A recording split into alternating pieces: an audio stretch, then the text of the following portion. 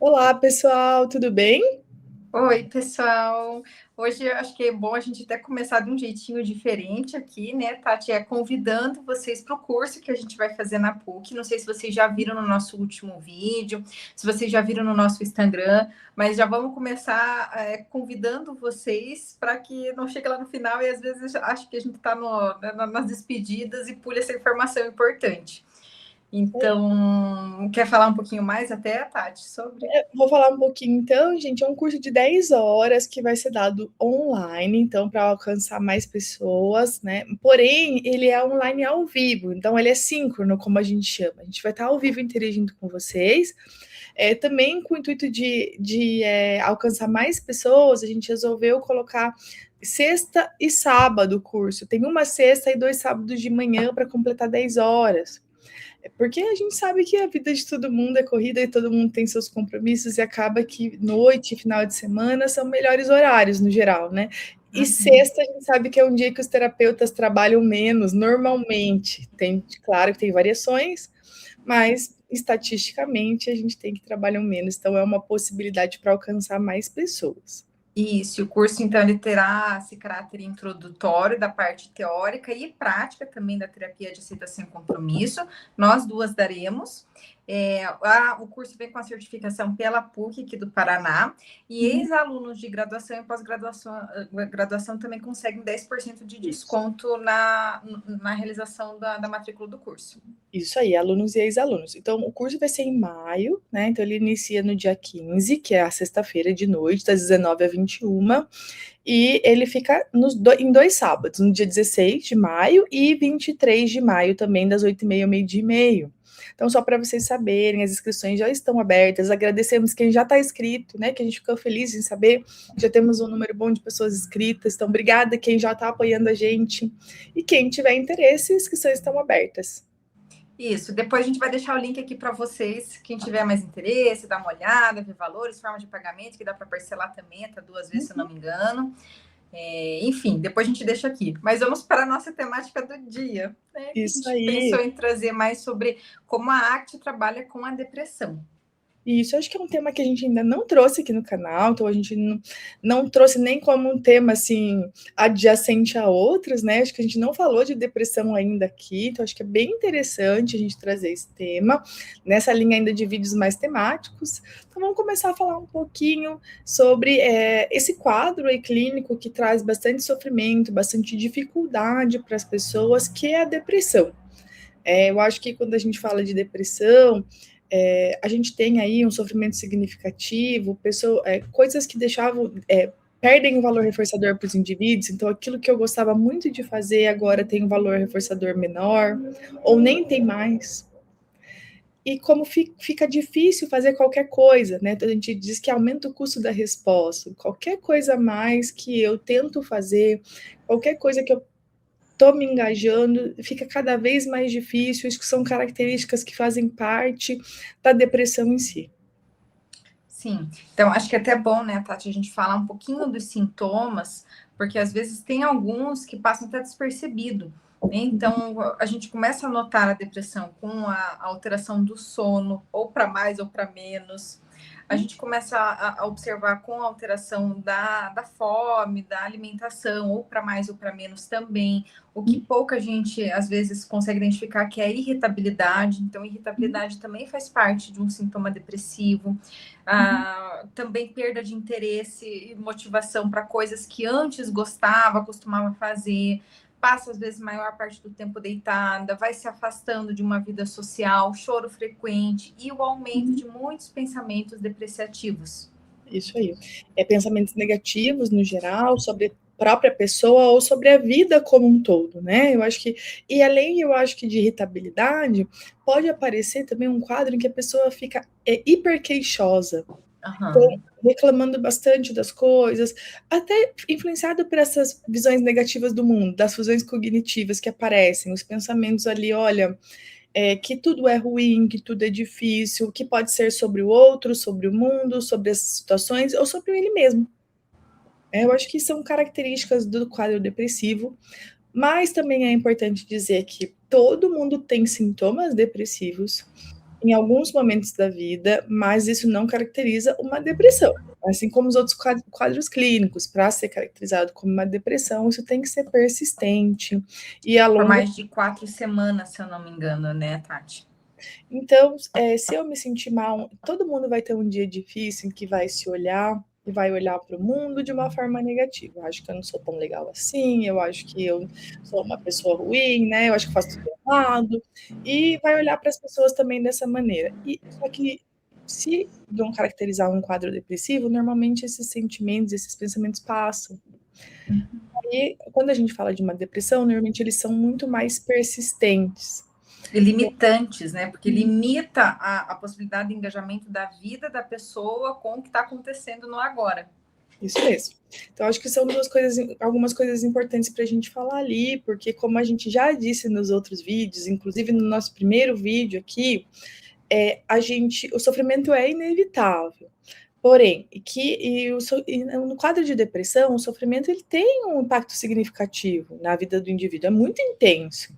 Só que a forma com que a gente lida com o nosso sofrimento pode amplificá-lo ainda mais, ou então o contrário, que é aumentar as condições para a gente poder viver uma vida significativa. Né? Eu acho que os dois extremos são importantes, por isso que a gente vem falar aqui da arte para a depressão. Diante desse quadro que é tão difícil, que é tão sofrido, o que a terapia de aceitação e compromisso pode fazer pelo indivíduo? Primeiro, eu acho que é importante a gente deixar mais aqui nítido a importância da análise funcional. Porque nesse comportamento mais depressivo do sujeito, ele vai ter várias formas de esquiva experiencial, e aí é importante a gente analisar a função de cada comportamento. Então, o se afastar de algumas atividades, qual é a função? O passar mais tempo dormindo, qual é a função? O só dizer sim para as pessoas sem conseguir dizer não, também qual é a função? Então, avaliar a função de cada comportamento que pode ter, sim, um fundo de esquiva experiencial, que é uma das nossas partes mais comum acontecer aqui na depressão. Porque aí a pessoa entra naquela esquiva da tristeza, ela entra na esquiva de pensamentos depreciativos, ela entra na esquiva de desesperança, e aí vai se limitando. Então, às vezes, até não engaja em ações de mudança, porque aí automaticamente já vem um pensamento de que não adianta eu fazer porque nada vai mudar, porque eu não consigo, porque eu sou um fracasso. E aí já vem um sentimento ali de desesperança, de frustração. Então, por que eu vou fazer se não vai dar certo? Vou continuar onde eu estou. Eu acho que a gente pode trazer tudo isso que a gente está falando de uma explicação dentro dos processos da arte, que estão todos baseados na análise funcional, sem dúvida. Né? Eu acho que assim, a gente comentou aqui como a depressão pode aumentar, né, a quantidade e a frequência dos pensamentos autodepreciativos, dos pensamentos e sentimentos ruins em relação a si mesmo e ao mundo. E quando a gente traz para os processos da arte, eu acho que tem dois pontos a olhar ali. Quando aqueles pensamentos estão tão frequentes, aquelas sensações estão tão frequentes, sentimentos estão tão frequentes, o que a gente tem no indivíduo? Uma desconexão do momento presente. Tá? Então, eu não estou conseguindo entrar em contato com a minha vida, com o que está acontecendo agora, eu estou totalmente sob controle desses pensamentos, e dentro desses pensamentos podem ter fusões cognitivas do indivíduo, baseados em experiências que ele já viveu, ou baseados no próprio rebaixamento de humor, que é bem característico da depressão mesmo, que faz o quê? O indivíduo afasta de uma vida significativa. Se eu não consigo viver a minha vida, estou totalmente sob controle dos meus pensamentos, das minhas sensações, dos meus sentimentos, eu não consigo me engajar em atitudes que são valorosas para mim. Eu acho que entra um primeiro passo aí em que a gente consegue relacionar os processos com a depressão. Um deles, né? Tem vários outros. Perfeito, Tati, porque aí a gente também observa passado e futuro atravessando o momento presente. Porque aí a pessoa se desconecta do aqui e agora, muito baseada em pensamentos de coisas do que eu fiz, do que eu deixei de fazer, do que eu deveria ter feito, porque se tivesse acontecido de tal forma, e aí vem sentimentos de culpa, arrependimentos, e aí coisas em relação ao futuro, de não adianta eu tentar, porque eu não vou conseguir, porque eu já tentei, por que agora vai dar certo? Então, passado e futuro atravessando muito presente e impedindo que essa pessoa observe o que mais está acontecendo aqui, além desses processos atravessados. Com certeza. Daí tudo isso vai gerar o que no indivíduo? Aquilo que a gente chama de inação. Então, assim, a gente disse já que na ansiedade, nos vídeos anteriores, que o indivíduo oscila entre duas posturas, da inação e da impulsividade. Aqui na depressão, muito menos frequente que o indivíduo se torne impulsivo. Normalmente, o outro extremo é muito mais comum, é a inação. Então, eu não consigo sair da cama, não tenho vontade de fazer nada, eu não realizo nenhuma ação, eu fico paralisado. Pode ser que a impulsividade venha no que a Ana falou um pouquinho antes, na questão da comida. Tá? Então, que a gente tem algumas pessoas que, diante de um humor rebaixado, sintomas depressivos, elas acabam aumentando a ingestão de comida. Aí entra a função, né, Tati? Do porquê a comida entra neste momento de uma forma mais impulsiva. Para aliviar o que aqui, que é difícil sentir, experienciar. Isso. E se eu não estou conseguindo realizar nenhuma outra ação que é significativa para mim, às vezes o único prazer que vem para mim nesse momento está vindo da comida. Porque assim, gente, eu acho que não dá para falar que comer não é prazeroso. Mas se não fosse, a gente não teria tantas pessoas com dificuldade em relação ao comportamento alimentar. E um prazer imediato. Porque você coloca na boca ali, vem uma sensação boa, uma sensação gostosa. A comida, em vários momentos, pode dar para a gente um pico de energia, que às vezes ele é um pico bem momentâneo, mas é um prazer imediato, né? E a gente sabe que a consequência imediata controla muito mais o comportamento do que a consequência atrasada. Com certeza. Eu acho que a impulsividade às vezes pode vir no padrão alimentar, mas no geral o indivíduo ele fica mais recolhido, realizando muito menos tarefas, muito mais preso aqui também, né, dos pensamentos ligados ao passado ou de autodepreciação. Que às vezes, inclusive, aumentam o padrão autodepreciativo, porque assim, olha, eu já estou me autodepreciando. Aí eu não estou fazendo nada do que é importante para mim. Aí eu começo a me autodepreciar mais ainda. É a mesma coisa da consequência atrasada e imediata. Então, assim, eu não estou conseguindo fazer nada. Aí eu vou lá e como muito. Depois eu me sinto mal porque eu comi. Aí eu começo mais pensamentos autodepreciativos. E aí a gente também vê o apego a um self conceitualizado de que eu sou um fracasso, nada do que eu faço dá certo, porque nem fazer uma dieta alimentar, entre aspas, eu consigo, porque eu sou uma pessoa, né, que não dá certo na vida, porque eu sou inferior a tal situação. Então, temos um apego ao self muito grande nesse tom depreciativo, sempre num lugar de inferioridade. E aí, automaticamente, já temos a fusão. Porque fica difícil a gente conseguir olhar para além desses pensamentos fusionados de quem somos e ter uma ação diferente de uma forma mais valorosa. Com certeza. Daí eu acho que assim, é comum também que a pessoa acabe com essas tentativas de controle que a gente vê em todas as questões, né? Em todos os vídeos que a gente conversou sobre a ACT, que a gente falou sobre isso. Então, assim, eu tô muito triste, eu não consigo fazer nada. Aí eu fico tentando controlar a tristeza. E os pensamentos autodepreciativos, os pensamentos que ficam ruminando na minha cabeça. Aí eu tento controlar uma coisa que é incontrolável. Não vai funcionar. Eu me sinto ainda mais frustrado. Aí a chance de eu conseguir sair dessa situação fica cada vez menor. Então, a armadilha do controle, né? Parece que a pessoa fica nisso aqui, né, Tati? O tempo inteiro. Quanto mais eu não quero sentir, quanto mais eu não quero pensar algo sobre mim, mais eu fico presa numa armadilha chinesa. Né? Enquanto a alternativa é a oposta, é se aproximar, tentar abrir espaço para que a gente possa sair disso, né? Então, a aceitação desse sentimento. Então, assim, a pessoa que fica assim, quando eu não me sentir mais triste, quando eu não estiver mais depressivo, então eu vou fazer as coisas que eu gostaria de fazer.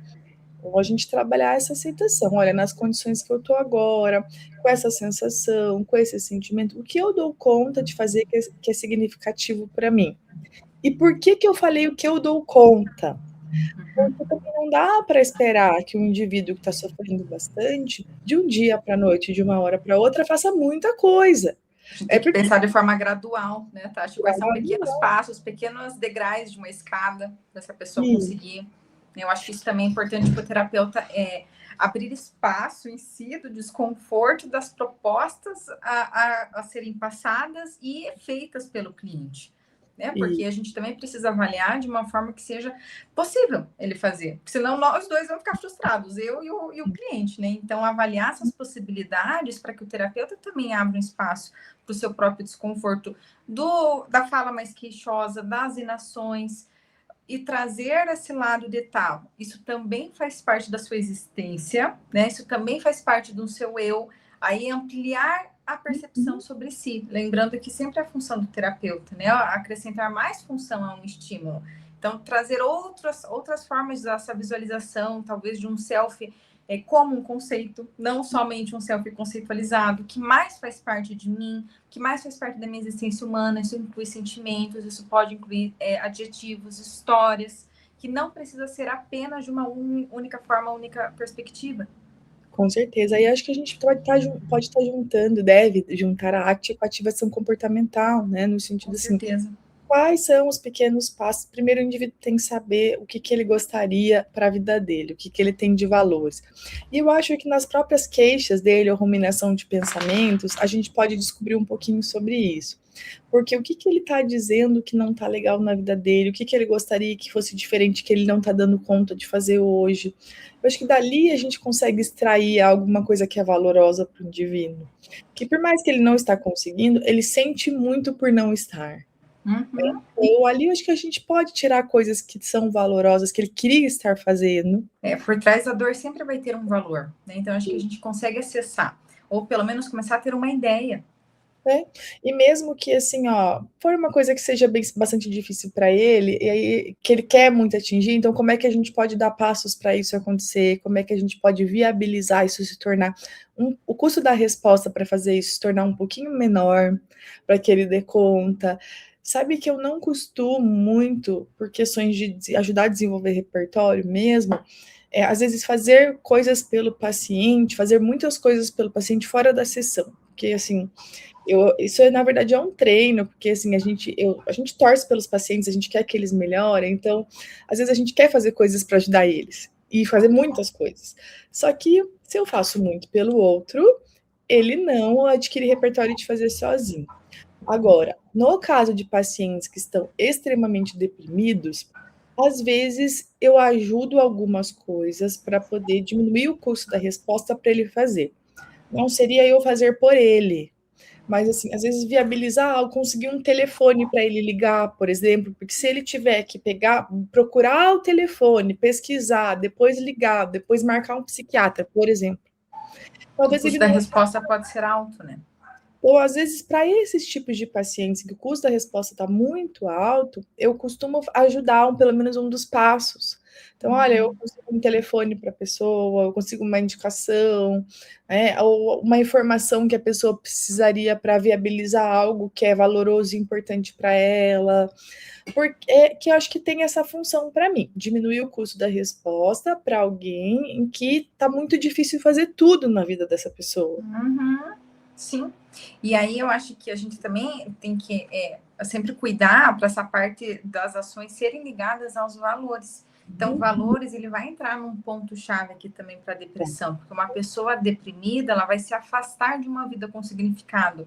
Talvez ela até esqueça de qual é essa vida. Para isso, pode ser algumas metáforas bem importantes, né? De lembrar qual é o caminho, né? Qual é o lugar que essa pessoa quer chegar, como é a vida que ela quer viver, para que a gente possa acessar um norte para nós também, enquanto terapeutas, e auxiliar o nosso cliente.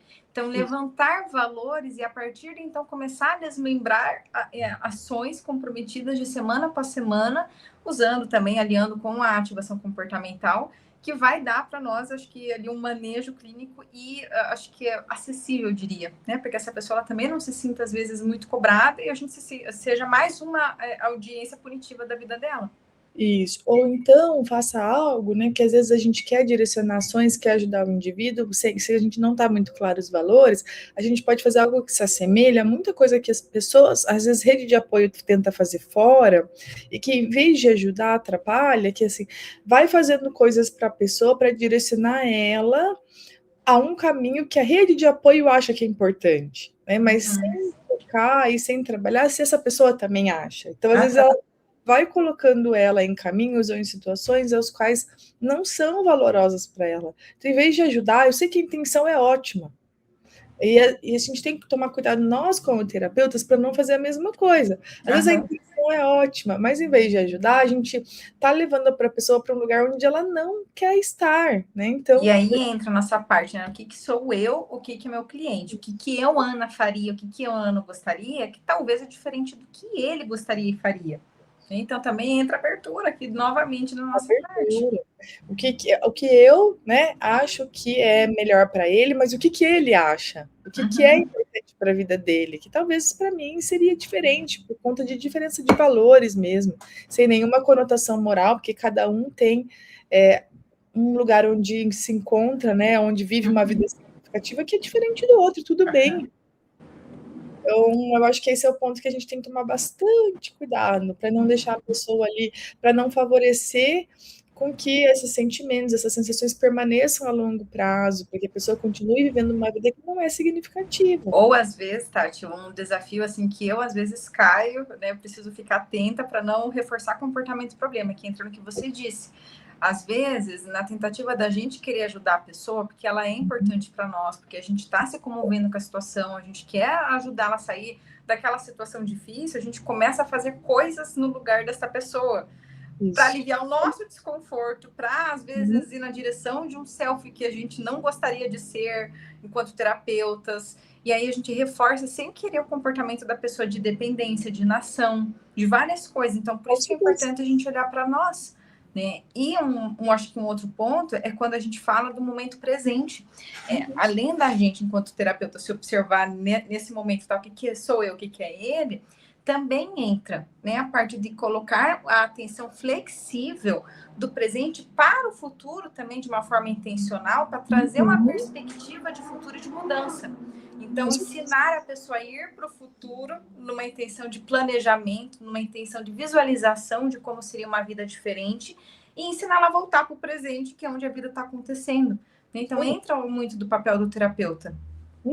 Ter um planejamento de futuro é essencial nesses casos. Então, olhar para o indivíduo assim, que tem metas, que tem algo que gostaria, que tem algo que deixa ele feliz, esperançoso com o futuro, com a vida, porque junto com a depressão, com o humor rebaixado, pode vir pensamentos em morte, quando eu não estou vivendo uma vida que é significativa, corre o risco de eu querer desistir dela.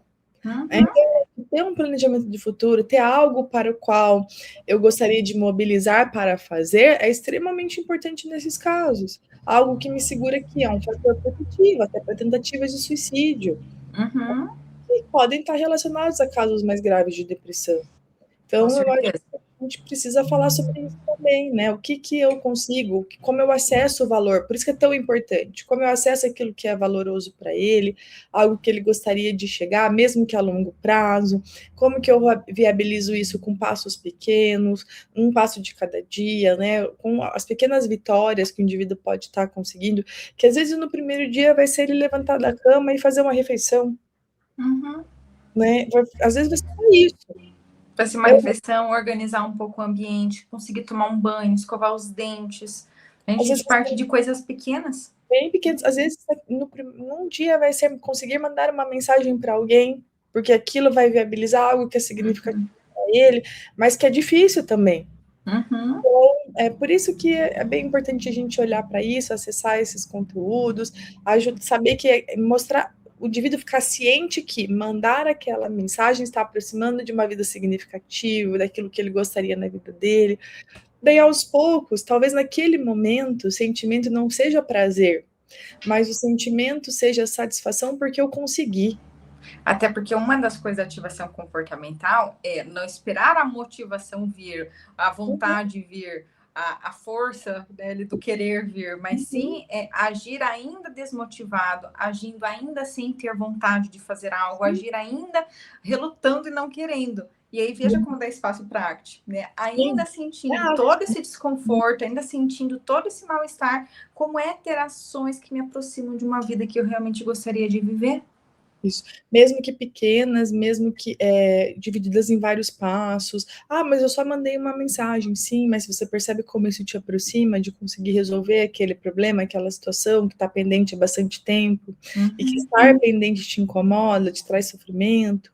Então, eu acho que são pequenos passos a serem trabalhados em prol da aceitação, mesmo do sofrimento, para que ajudam o indivíduo a ter essa sensação que está vivendo uma vida significativa, mas que a gente vai ter que trabalhar valores. E com o indivíduo com depressão, às vezes é bem difícil trabalhar valores, porque nada parece alguma coisa que chama atenção, nada parece, né, às vezes não encontra uma motivação para fazer nenhuma atividade, nada parece algo importante para a vida dele naquele momento, e os sentimentos difíceis estão ali tomando conta.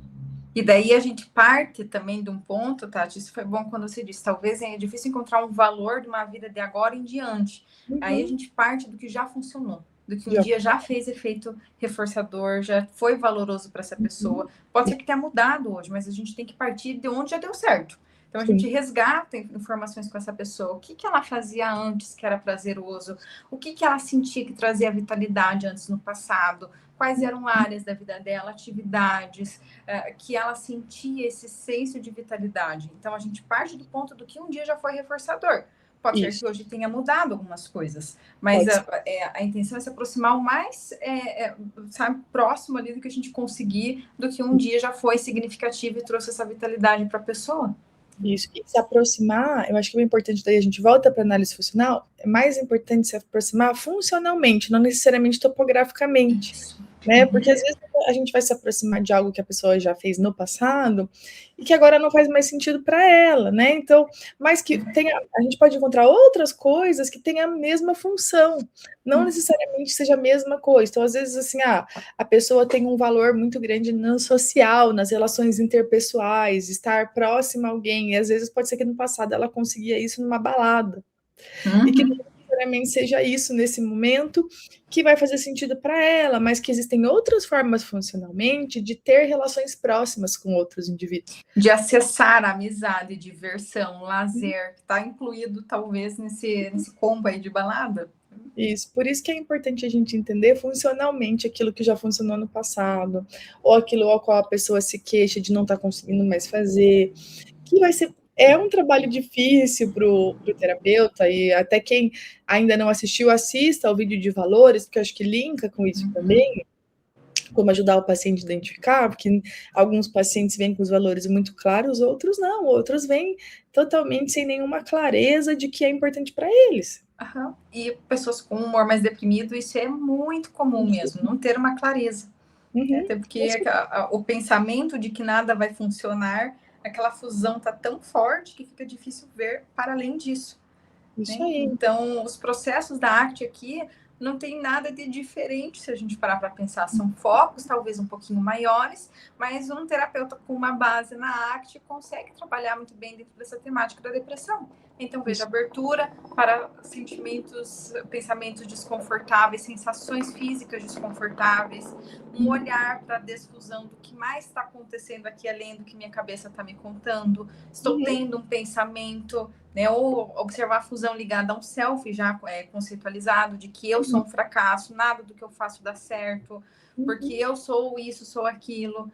E o momento presente que a gente está focando bastante aqui, ó, nesse vai e vem de uma forma flexível, tanto do passado para resgatar coisas que já fizeram sentido em algum dia, quanto jogar lá para o futuro para trazer um pouquinho mais de planejamento, de ações, e voltar para o presente, a ter ações agora no presente.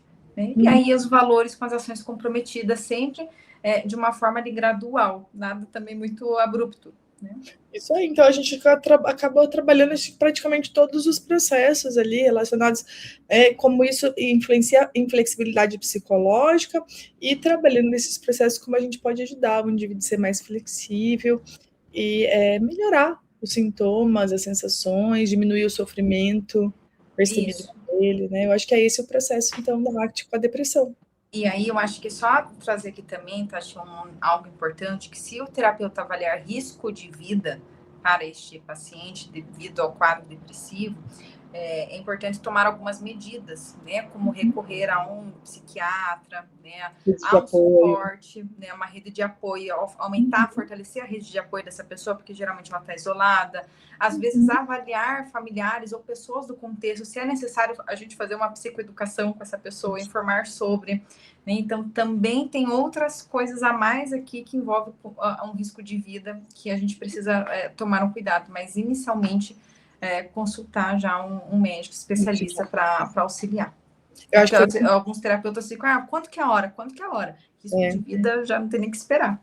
É na hora. E eu acho que, assim, quando a gente pensa sobre isso, foi importante você trazer isso, porque eu acho que, assim, um coadjuvante muito importante da terapia é a medicação. Então, se o indivíduo está com sintomas intensos, não tem como a gente trabalhar, mesmo os pequenos passos, mesmo a gente diminuindo o custo da resposta, vai ser muito difícil sair disso.